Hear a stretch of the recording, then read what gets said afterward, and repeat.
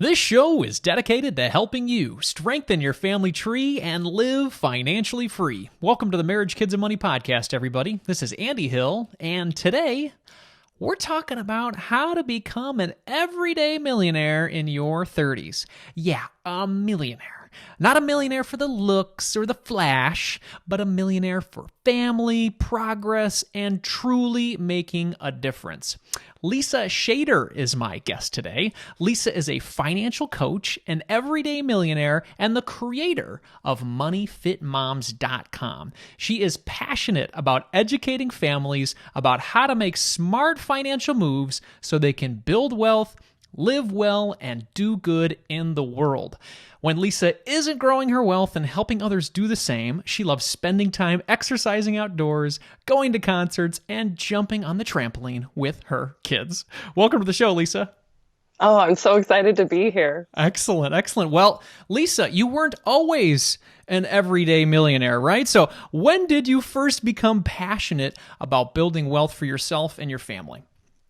So I definitely come from a numbers background. My dad is an accountant, and so he tried to convince us kids that doing QuickBooks, doing bookkeeping for him was more fun than video games because it made sounds, and when you reconcile it, it's amazing. So I definitely had that running in the background, and I went to college determined not to be an accountant to prove him wrong.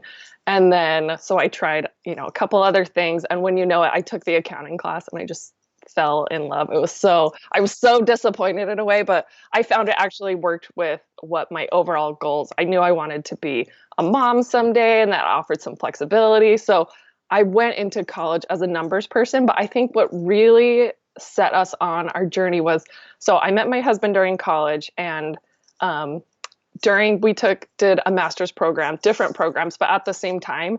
And what was cool is that because they were in the same school of business, they had allowed us to take an elective together, and they had a personal finance class, and it was incredible. The professor, he had worked as an investment advisor and basically made his fortune and returned to academia and got a doctorate degree, really just because he realized the amazing opportunity that investing has.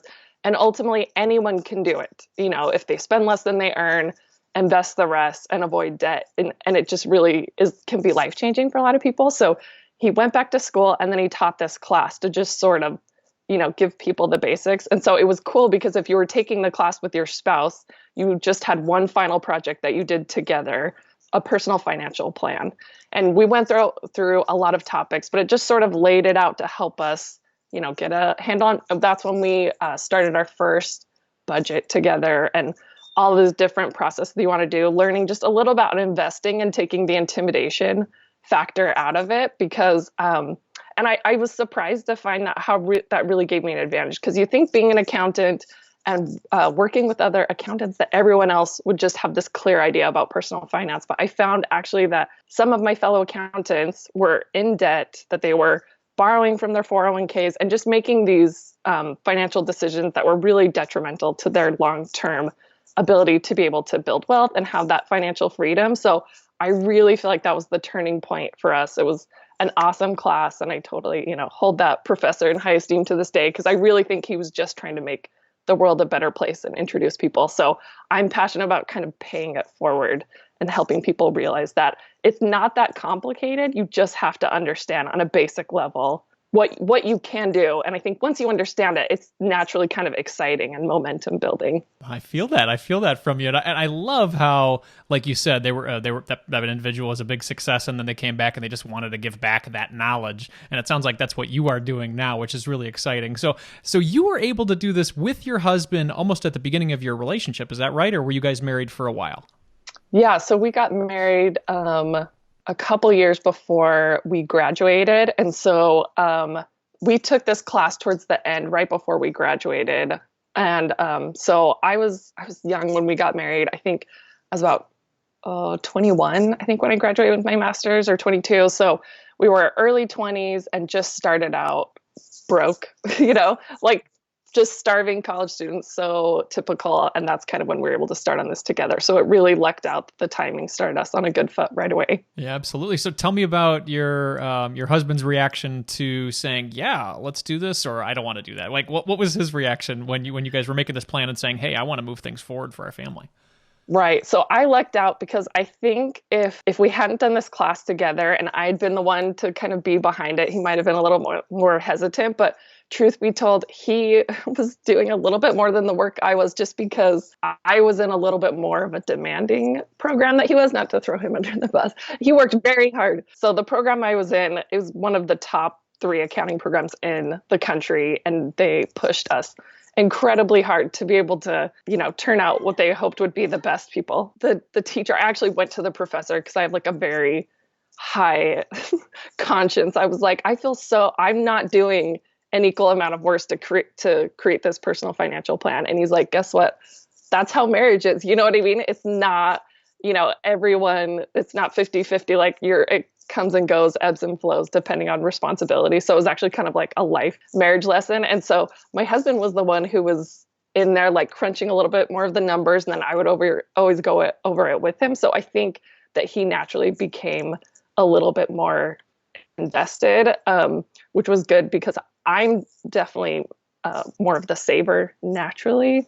That's just my inclination and personality. And he's a little bit more of the spender. So it allowed him to see the bigger picture and how it would be worth it. Sure. What were some of those bigger picture things that, how long ago was this? 10 years ago? How long ago? Yeah. So we graduated in 2009. 2009. So a little over 10 years ago. So what were some of those bigger picture things that you and your spouse were excited about, maybe with this financial plan that you guys did in college? And I guess maybe it probably altered from there, but what were some of those big plans? Right. So I think the biggest thing, it's so basic. It's just budgeting.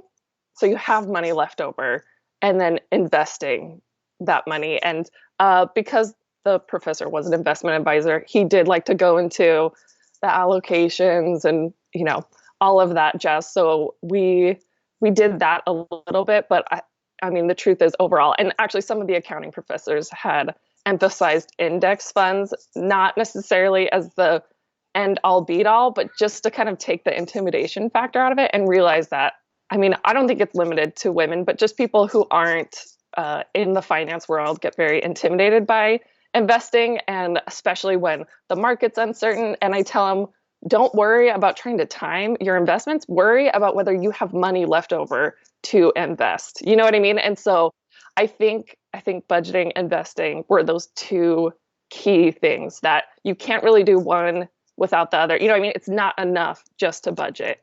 If your goal is to build wealth, like, yes, you can meet your needs, but if you want to be able to, reach that financial freedom, you have to pair that investing piece. So I think it was educational for both of us to learn a bit more about investing, but also realize that we didn't need to be investment professionals in order to open an account and just get the basics started. Yeah, I think that's the relieving thing, or the calming or simplifying statement, is that it doesn't have to be super complicated. You don't need to know how to do options and which single stock is going to take you to the next level. It's like there are easy, I guess maybe simple ways to do it. We don't want to say easy, but simple ways to make this happen. So let's talk about some of those right now that helped you to get to this everyday millionaire status. So the first thing, one of the first things you talked about was budgeting. So talk about the strategies you've used for budgeting and how that's helped you to get where you are wealth-wise. Yeah, so we started with Mint, I think, before we were taking that class, just because it was basic. It pulled in our accounts. Honestly, the truth is we were so broke, we just couldn't spend money on anything ever. So it was basically just the joy of seeing that we were, in fact, spending no money. I remember one date night, we decided to splurge, and there was $1 movie theater there, but we went to the evening price, which was like $1.50.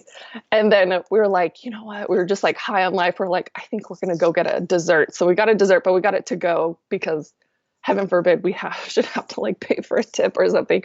So that was, I remember, like the most extravagant date night that we had, because we just had nothing. And we we did get pull student loans, but it was just to finance the time between when the student loans were due and before the end of the year. So we were working, we each had multiple jobs, and we're just, our goal was to not really need that student loans, you know what I mean, to be able to pay it back. So we were able to pay it back about a month after we graduated before it accrued any interest and stuff. But it was sort of, for me, it was fun as the saver. It was thrilling, like spend nothing.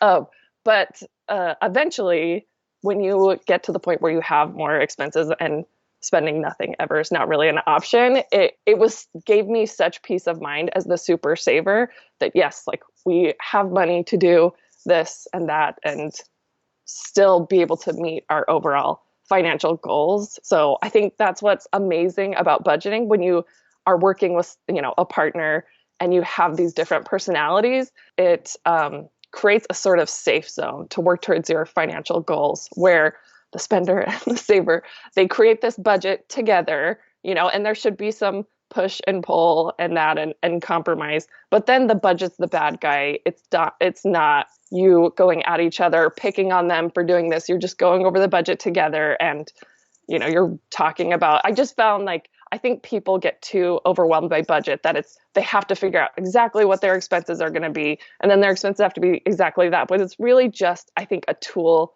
for communication to bring people together and help you figure out what your goals are and work towards those.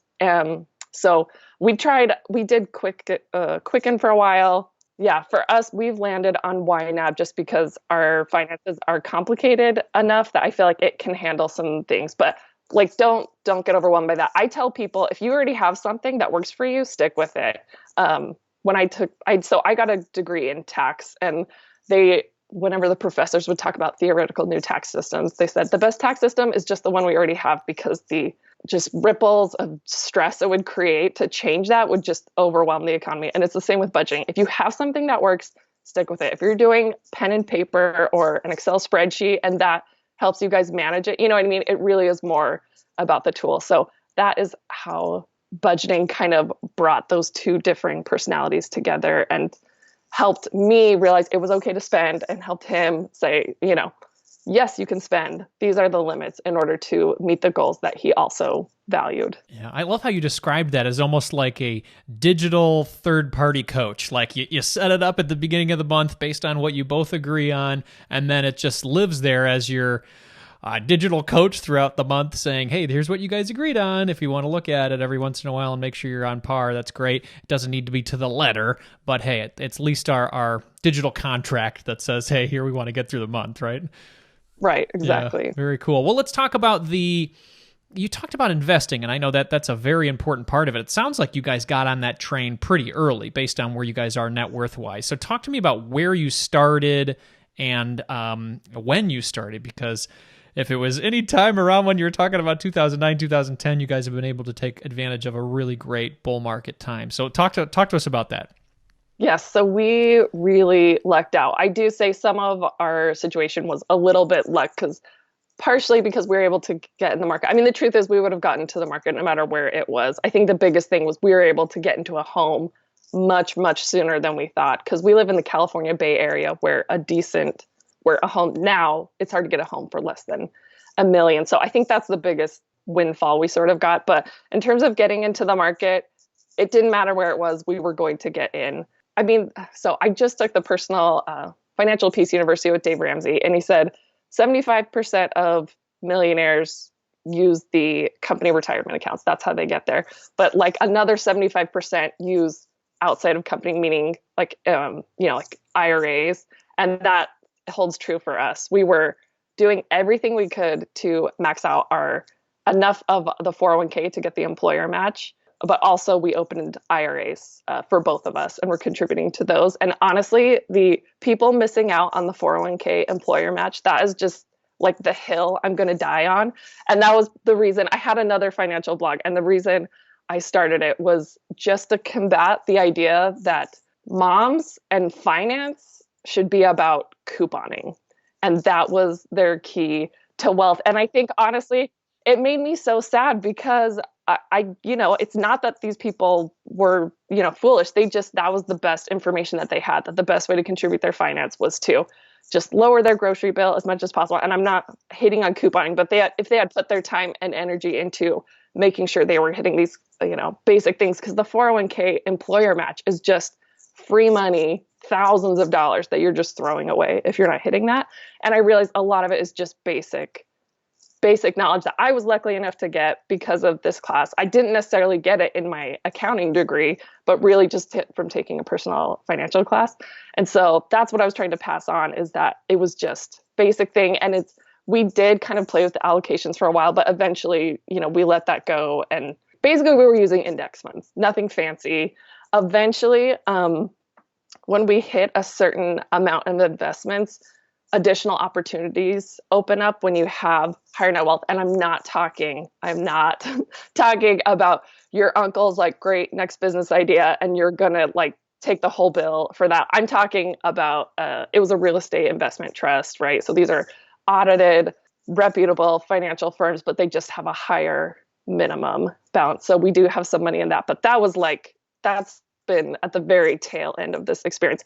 Almost all of it was created through just basic, investing. And also part of it was because we did see an opportunity with the real estate market. And so we got into a home when it made sense for us financially, but also we knew the market was low, and we talked to people in the area and they're like, do whatever you can to get any kind of real estate right now. And we did. And so our home doubled by the time we sold it about 8 or 9 years later. So you just work with what you have, but if nothing else, get into the market. And I just finished reading, actually I'm in the middle of it. Have you heard the J.L. Collins, Simple Path to Wealth? I recommend his book to anyone. My favorite is when he talks about the chapter about bonds. He's like, read until you feel like you have enough that you understand that you want to have some bonds, but he doesn't necessarily care if you understand it on the level he does. And just his takeaways of spend less than you earn,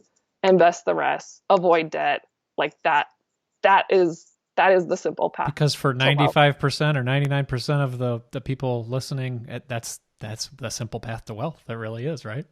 Right. And I love it. And that was it for us. That's Spending less than we earned. We did not. The number one takeaway we got from that financial class was he told us to resist the urge to upgrade our lifestyles before it really was time. He said, live for 10 years like no one will, and then you can live the rest of your life like no one can. And that it was like 10 years, I think almost to the dot.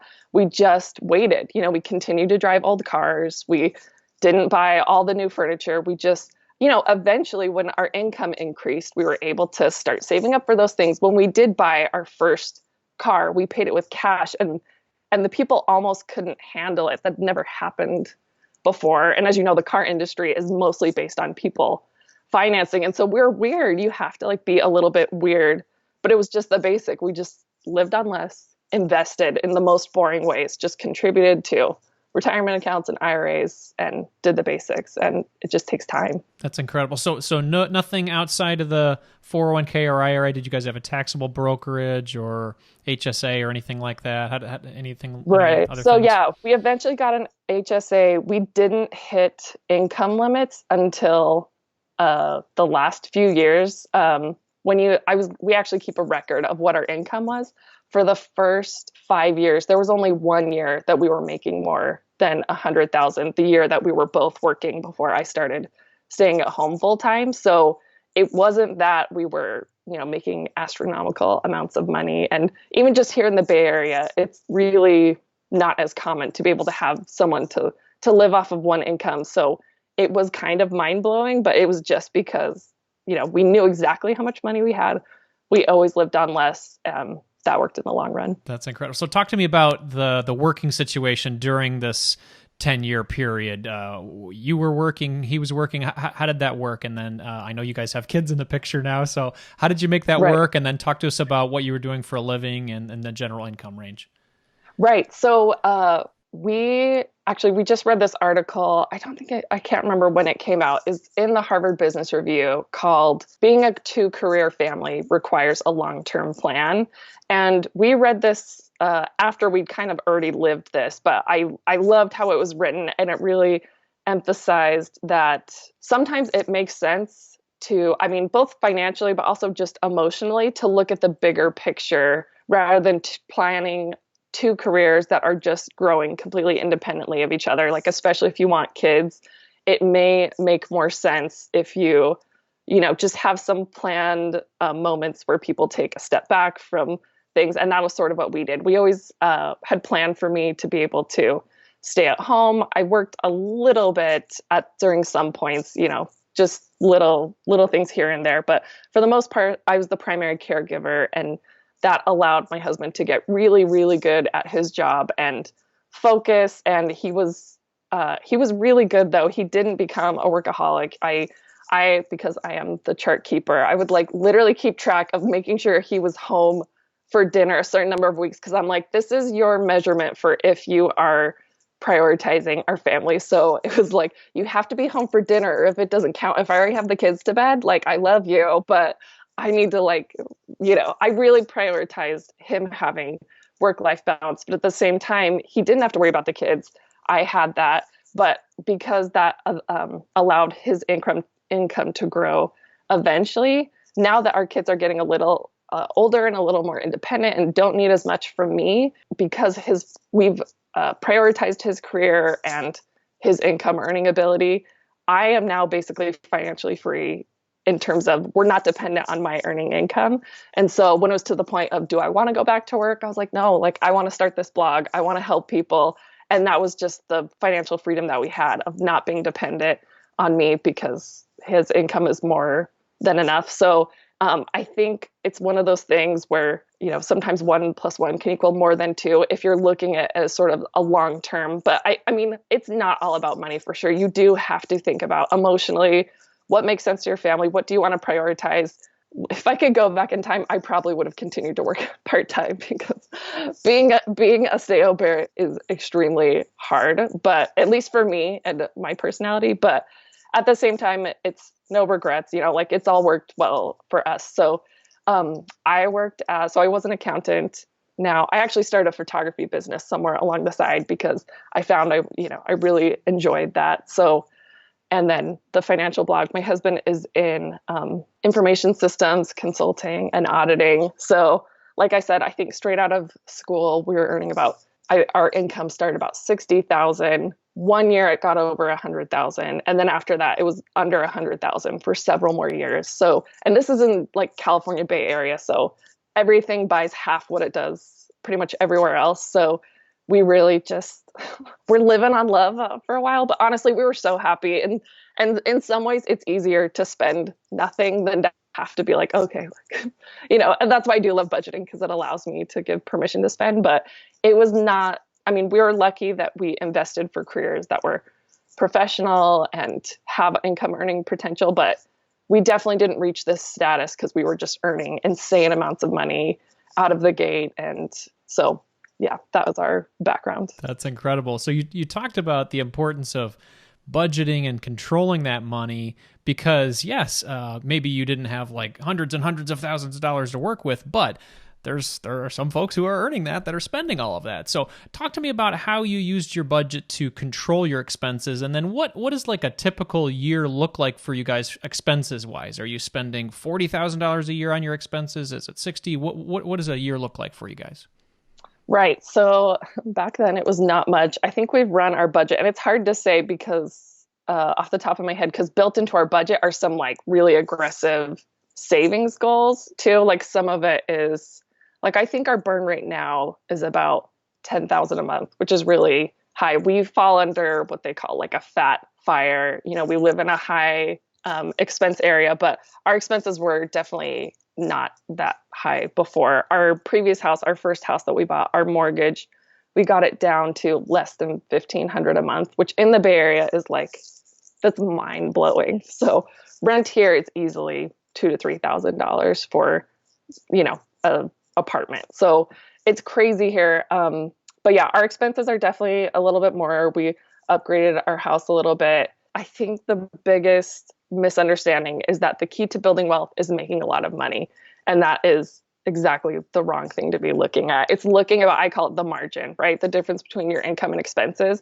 And as an accountant, both seeing the clients my dad worked with and the clients I worked at, these are some high net worth individuals. And I really just saw that adage, more money, more problems, lived out in really like sad ways, in such a way that it did not make me aspire to having a lot of money, because I honestly believe that having more money just makes you more of what you already are. And I saw these just, family issues and all these things turn ugly. And then at the same time, so one of the things that I did growing up with my dad is I would go deliver the client gifts. And he would just tell me, as he's reflecting with all these different clients, that some of these people who lived in just these super modest homes were millionaires. And you would never, it's just amazing. He's just saying that it really is about the values. And that's like the most valuable thing that you can pass on to your kids. And so I just instantly knew that I'd be one of those people who would want to emphasize just raising really good kids. And if I earned that income, it wasn't necessarily about upgrading to like a crazy lifestyle, but also, being able to help others and, just focus on the margin, making sure we're spending less than we earned and then making it work, and definitely enjoying life. For my husband's 30th birthday, I surprised him. And that was when I wasn't working. And so I started taking on bookkeeping jobs like during nap time and after bed, and just kind of toiling away. And then I totally surprised him for his 30th birthday, because I did have this extra money that was like outside our budget needs. And I didn't even tell him what we're doing. I just told him, pack a bag. We had one kid at the time, who I, lined up, stayed with family overnight. And then I said, okay, here's the address. And it was in this insane area. I remember because I looked up how much the homes were. They were $4 to $10 million homes. And I'm like, okay, drive to this address. And he's thinking, what is he doing? And he's kind of a shy person. So he's thinking, is this like a murder mystery dinner with strangers? Like, he was so worried about what it was. And so we go to this house. These people walk out. They've got like six car garage with these insane cars, sports cars. And it's my husband's dream car. It was just to rent for like 2 days. And he hands him the keys. He's like, okay, like, I'll see you back in 48 hours. And it's like Brian's dream car. It's a Porsche 911, which we don't have because we're still living our financial goals, but we just handed it to him, and we got to drive down the coast, and we stayed somewhere amazing. And we went to the best dinner, but it meant so much because, I had like worked for it. And I think I was more excited than he was, because I've been working towards this for time. And so I think, I don't know. I just feel like we were as happy then when we had very little, we didn't spend a lot, as we have now when we can do a lot more extravagant things. And I think it's just, it does matter, the budgeting and the finances, but it's really about, I don't know, finding the value and making things count and just, I don't know, enjoying what you have. I love that. I love that story. I think I might have to steal that idea, because I like fancy cars too, but I would never bring myself to like buy a Porsche, but right. I think that I would love to rent one for a couple of days and drive down the coast. I think that'd be great. That'd be cool. I think it's called Turo. It's owner. No, I've heard of that. Yeah, it was awesome. It was not that expensive. We did that again with another Porsche that rented for half the cost because it was yellow, so it's not as cute. I don't know. We'll have to put that in the show notes for people to have some fun. That's cool. It was so much fun, and it covers the insurance, is what you're essentially paying for, and then just like a little month. It was just, what I mean? It's to an experience. It was amazing. Absolutely. And totally worth it. Right. Yeah. That's great. So you have reached this millionaire status early on in your 30s. What's exciting you now with regard to your financial goals? You're looking in the future. You talked a little bit about, new investing opportunities that have opened up, but what does that mean for you and your husband and your, I guess, life plan now that you've reached this in your early 30s and where you might go in the next decade? Right. So I guess there's basically two major goals. We've always worked towards retiring early. The number that we have in my head, so my husband would be 55, a little bit younger. So that could possibly happen sooner, but he enjoys his job. So we haven't aimed, it's possible we could make that sooner, but there's just not a lot of motivation. So we're more just about building, the fat fire where it's high expense, we'd be able to do some pretty incredible things with what we had when we were retired. But we're definitely not living for that day because you don't know. You don't know like how much time you have. So we're definitely enjoying things along the way. And we travel a lot. We take our kids. Our kids are still little. I have one still in like a big car seat. So we've been doing a lot of domestic travel previous to COVID. We took the kids to just cities around the US. We went to Seattle and Austin and just taking them around. And then as they get a little older, we hope to travel the world more. And then in terms of financial goals, because I'm an advocate of just having one major goal you work towards at a time. Our next major financial goal, besides that we're just stashing away, is we want to pay off our house, which, a lot of people do. Honestly, if we lived anywhere else, our house probably would be paid off. But because it's California prices, we do have a mortgage. So we laid out a little spreadsheet where we kind of analyzed what would be the fastest way, whether it be to just pay it off directly or to invest an amount and let that grow. So we actually came up with the fastest way as a combination of that. So we have a taxable investment account because we're kind of maxed out all of our tax advantaged accounts. So we're saving towards that balance will grow, but we're also paying down our mortgage at the same time. So I'm excited for that. I went back and forth because, the math of whether it's better to invest or pay off your house. But I like the idea of just not having any payments and just having that freedom to just be like, you know what, like I'm over this job. Let's sell our house and like move somewhere else and just not having anything on the line. So that's what's next on the horizon for us, but also just enjoying life. And I don't know, that is the exciting thing about, budgeting. That was something else I wanted to mention. We have done fun money accounts for each of us. So dedicated amounts. And obviously back in the day, it wasn't much. It was a small amount a month. And just like also little money we hadn't counted on, like, I don't know, like credit card rewards or whatever would go towards those things. And that way, because he would spend his each month on things and I would save mine towards bigger things like, the Porsche weekend and whatever. And I think that helps budget a lot because it's not as stressful. You know that you can spend money on these more extravagant things that you're not necessarily accountable for because maybe you have some different values. He likes clothes and electronics. I like travel. So I'll take little trips to different places by myself. I went to Boston last year with a friend. And so we can each spend our money on our financial priorities and you can do anything. It just for the bigger things, it may take a little time to save up for. And I feel like that gave a lot of freedom in the budget because it's outside of your like bigger financial goals. So I think that's great. That having options, having the ability to do things that are exciting to you personally, that's a great way. And by the way, I'm a big fan of paying off your mortgage. We did that in 2017 and it's just given us a lot of options and just made us feel a little bit more relaxed. The math is like not perfect when you look at it in the calculator, but I don't think I could put the feelings that I have really into a calculator either from not having a mortgage. So kudos to you on that. One other thing is that you said you are an advocate for doing good in the world with your wealth. What does that look like for you? Yeah. So when I was deciding whether or not to pursue Money Fit Moms like more and put more time into that, I agonized over it because I don't like the idea of, putting out there like, and I hesitated to even put on there that I was an everyday millionaire because it wasn't about, like bragging about some status level, but I realized that it just brought so much freedom and so such amazing things in our life where we don't have to worry about money like some people do. I finally was like, okay, I'm going to do it. And I'm going to hope people don't misunderstand me. So part of that was putting it in the tagline that it was about doing good. So what that looks like for us is we try to be very generous with both our money and our time. One of the things that I learned back in college when we had nothing was that you are as generous with your first dollar as you are with your last. And so we have prioritized giving along the way and we gave a lot. And that's the amazing thing about budgeting is you can see like, yes, like we've set the money aside from this.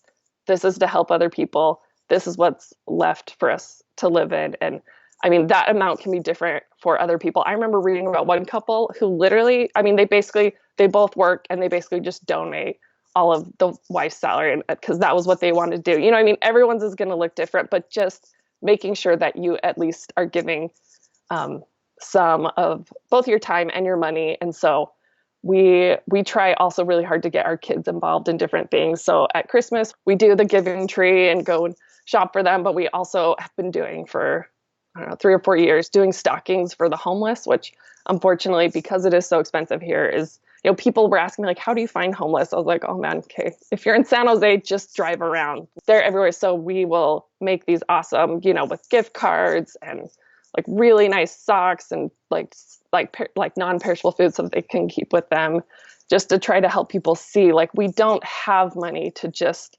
hoard it. You know, we do it to give and make the world a better place. And that is my ultimate goal and why I got into this. I think that's beautiful. Giving your time, giving your money, and having the ability to do that alongside your kids so they can get that same impression that you had when you were a kid from your father about the importance and power that money can have to make the world a better place. So Lisa, thank you so much for doing this with me. There's somebody listening. This is my last question here. Somebody's listening right now and they're like, well, I want to become an everyday millionaire too. What is the first thing they should do after finishing this interview? Yes. So I would say know what your next long-term goal is and start working on that. When I started financial coaching, I tried to start with getting people to budget and it just didn't take hold. And I found the key really is to have a goal that you're excited about, whether that's to pay off your debt or invest 15% of your income towards retirement or paying off your house, like whatever your next goal is. And then I feel like the budgeting is you're so much more motivated to do that when you're working towards a specific goal. It's kind of if people are runners or bikers or, you know, athletes, they understand that you train differently when you have a race in mind. So I say also pick a date. Even if you end up changing it, you know, like it's budgeting, life will happen, but pick a date for when you want to accomplish that goal, because that helps you set your pace and you're so much more motivated when you're working towards that goal. So figure out what your next goal is. If you have no idea, I put on moneyfitmoms.com, I have the top 10 money moves that I consider the most important things. And 10 sounds like a lot. Some of you may have already done, because some of them are like asset protection things, like having the right kind of insurance and stuff. But so that can be a starting point. But, you know, pick something that you're excited about that you want to work towards. And then I think it is, you know, kind of how people are like become marathon addicts or whatever. Like once you feel how amazing it is to set a goal, accomplish it, then you just can't wait to figure out, okay, like what's my next goal? And then I think the momentum builds from that. I completely agree. It gets addicting, people. This is a lot of fun, and it helps you to create the life that you've always dreamed of. So, Lisa, thank you so much. Where is the best place for people to learn more about you and maybe get that resource you just mentioned? Yes. So the website is moneyfitmoms.com, but I'm also on Instagram and Facebook and Pinterest, all under MoneyFitMoms. And I'm still relatively small, so I will informally coach people who message me like this is what we've chosen for me to do with my time. So I'm here to help people. I really care. So message me, reach out. Like I'd love to help anyone figure out their finances and just move forward to the life they want. Excellent. Lisa, thank you so much for inspiring us today. And everybody, I love following Lisa on Instagram. She's always posting extremely helpful posts as well as on her stories. I watch her videos. It motivates me to get to the next level too. Lisa, thank you so much for your time today. I really appreciate it. Awesome. Thanks, Andy. It was great being here.